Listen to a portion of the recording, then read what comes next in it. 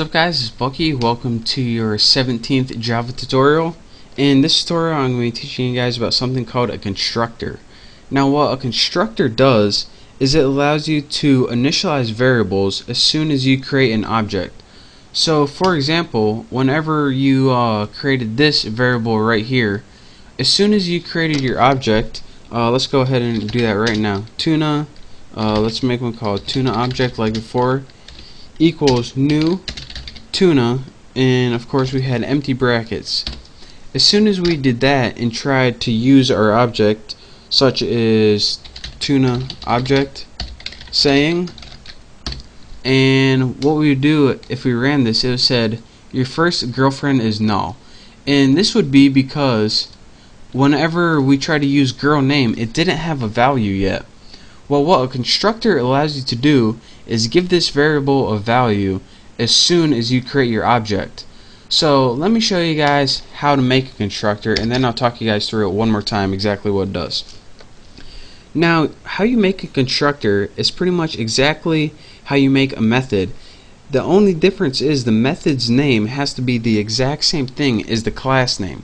So let's go ahead and write public tuna. And as you can see, since we're working in a class called tuna, a constructor method has to also be called tuna.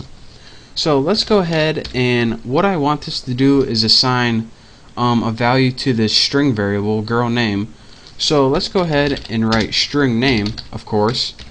And I'm going to have this do the exact same thing as this set name did. So girl name equals name. The only difference is, instead of having to call the set name method, we can just do it all as soon as we create our object. So let's go ahead, and now we have a constructor object that we're gonna, well, let me just show you guys what it does.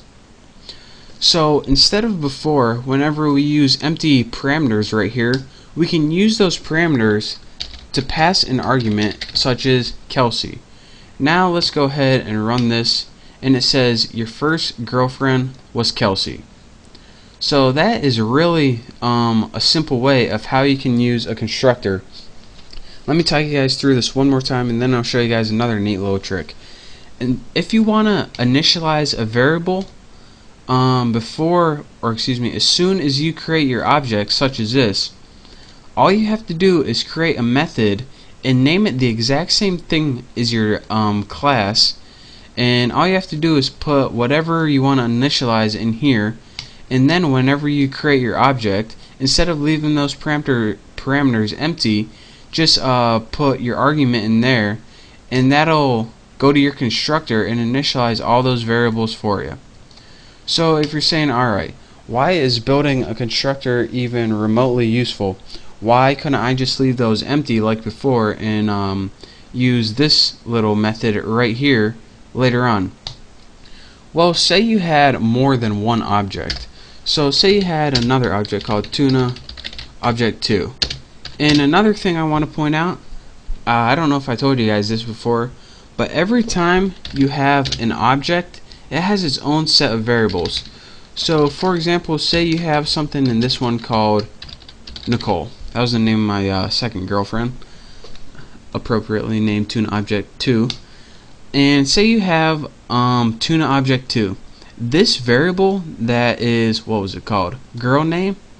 This is an entirely different variable than this.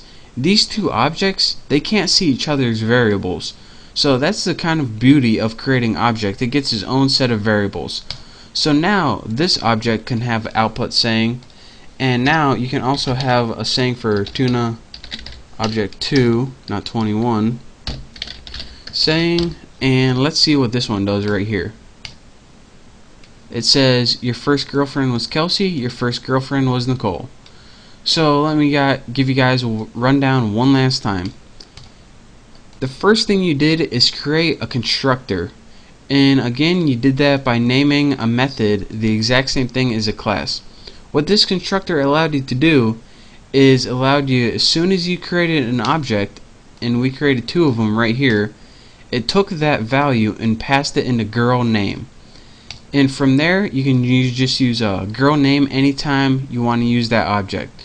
So it used girl name, which was Kelsey, in tuna object, and girl name, which was Nicole, into an object 2, and passed it into the method saying for both.